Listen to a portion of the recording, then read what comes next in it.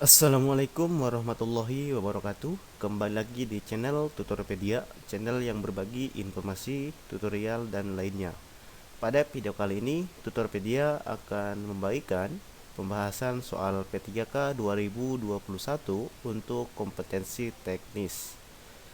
Nah, sebelum lanjut pada video ini, alangkah baiknya teman-teman, Bapak Ibu guru di seluruh Indonesia untuk studi kiranya menekan tombol subscribe, like, dan komen apabila channel ini bermanfaat. Tak lupa juga untuk men-share video ini ke teman-teman Bapak Ibu semua supaya nantinya teman-teman dari Bapak Ibu semua bisa sama-sama belajar dalam melaksanakan atau mengikuti ujian P3K 2021. Oke, next. Dalam ujian P3K tentunya ada beberapa konten atau tipe konten yang diujikan, mulai dari kompetensi teknis, tes bakat skolastik, terus ada manajerial, sosiokultural, serta pertanyaan wawancara. Nah, untuk kompetensi teknis di sini adalah video ini merupakan contoh soal dari bidang kompetensi teknis, di mana kompetensi teknis adalah pengetahuan dan keterampilan dan sikap atau perilaku yang dapat diamati, diukur, dikembangkan yang spesifik berkaitan dengan bidang teknis jabatan. Lalu jumlah soalnya itu ada 50 butir soal dan waktunya itu 60 menit. Dilanjutkan dengan tes bakat skolastik. Tes bakat skolastik itu tes yang mengukur kemampuan potensial umum yang dirancang untuk memprediksi kemampuan seseorang jika diberikan kesempatan untuk melanjutkan belajar ke jenjang yang lebih tinggi pada situasi yang baru. Jumlah soalnya itu ada 40 dengan waktu 60 menit. Lalu ada kompetensi manajerial, adalah pengetahuan, keterampilan, sikap atau perilaku yang dapat diamati, diukur, dan dikembangkan untuk memimpin dan mengelola organisasi. Jumlah soalnya itu ada 30 butir soal, waktunya itu ada 25 menit. Lalu ada kompetensi sosiokultural.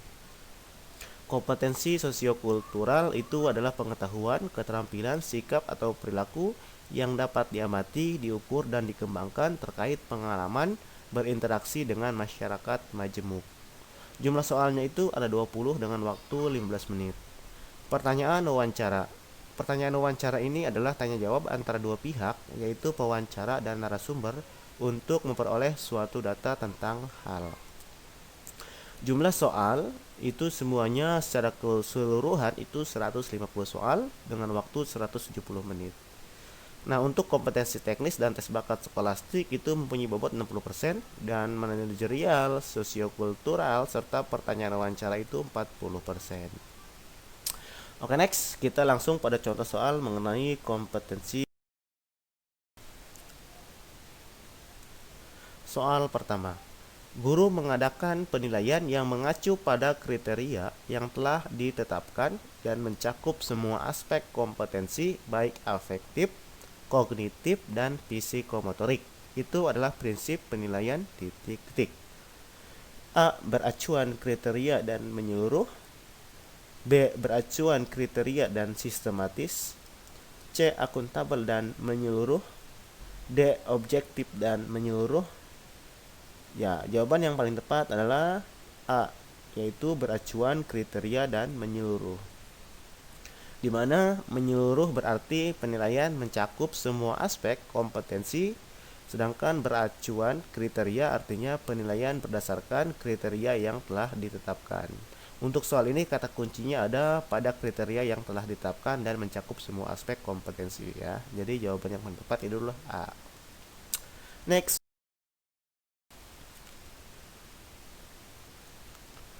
Hasil pengolahan nilai bahasa Inggris oleh Pak Rudi menampilkan bahwa dari 32 siswa kelas 7, ternyata 28 siswa itu memperoleh nilai di atas atau mencapai KKM.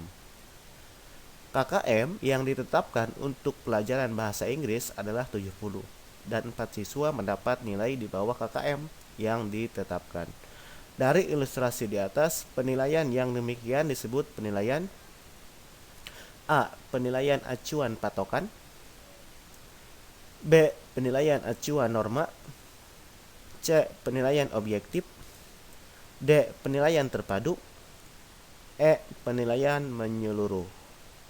Kira-kira apa jawabannya ya Bapak Ibu Guru? Ya, jawabannya itu adalah A. Penilaian acuan patokan. Penilaian acuan patokan ini lebih dikenal dengan PAP, yang merupakan suatu cara menentukan kelulusan siswa dengan menggunakan sejumlah patokan didasarkan pada batas kelulusan KKM. Oke, sebelum lanjut pada soalnya, alangkah baiknya sekali lagi untuk Bapak Ibu Guru menekan tombol subscribe apabila video ini merasa bermanfaat bagi Bapak Ibu Guru semua. Pertanyaan yang betul untuk tes formatif adalah titik-titik. A. Nilai maksimum adalah nilai jumlah adanya soal. B. Nilai minimum adalah sejumlah adanya soal. C. Nilai maksimum butir soal benar adalah 1. D. Nilai minimum butir soal benar adalah 1. Dan E. Semua benar. Ya, kira-kira apa jawabannya?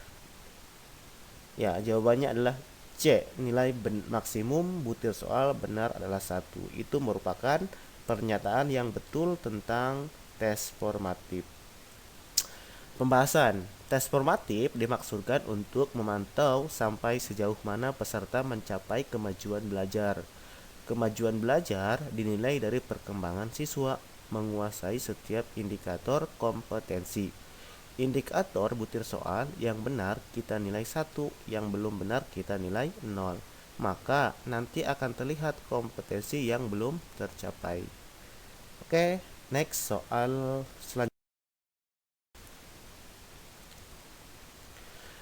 Perkembangan teknologi memungkinkan pembelajaran tidak lagi dilakukan tatap muka di dalam kelas, akan tetapi juga bisa dilakukan secara virtual atau jarak jauh dengan prinsip-prinsip pembelajaran berbasis teknologi. Pembelajaran model ini berbasis web dan bisa diakses menggunakan jaringan internet dimanapun dan kapanpun siswa berada. Pembelajaran yang demikian disebut pembelajaran A. Blended learning, B. Learning, C. Learning by doing, D. Self-learning, E. Efficient learning. Ya, jawabannya ini adalah B. E-learning. E-learning adalah pembelajaran yang dilakukan secara daring berbasis web atau sejenisnya. Akan tetapi, blended learning adalah pembelajaran yang merupakan kombinasi antara pembelajaran dalam jaringan dan luar jaringan. Seorang guru sebelum melaksanakan pembelajaran mempersiapkan perangkat pembelajaran. Setelah menyusun indikator pembelajaran, lalu menyusun tujuan pembelajaran. Hal ini termuat dalam titik-titik. A. Silabus pembelajaran, B. Rencana pelaksanaan pembelajaran, C. Rencana penilaian pembelajaran, D. Analisis KI dan KD, E. Program semester. Ya, jawabannya itu adalah B. Rencana pelaksanaan pembelajaran atau yang lebih dikenal dengan RPP. Indikator dan tujuan pembelajaran adalah komponen dari rencana pelaksanaan pembelajaran. Sedangkan pada silabus tidak terdapat indikator dan tujuan pembelajaran. Oke, sampai di sini pembahasan kita. Sekali lagi, apabila video ini merasa bermanfaat bagi Bapak Ibu Guru pejuang P3K, silahkan tekan tombol subscribe. Dan satu subscribe dari Bapak Ibu Guru semua itu merupakan salah satu motivasi saya untuk mengupdate konten-konten berikutnya. Oke, next. Usikum wa nafsi bitaqwallah. Wassalamualaikum warahmatullahi wabarakatuh.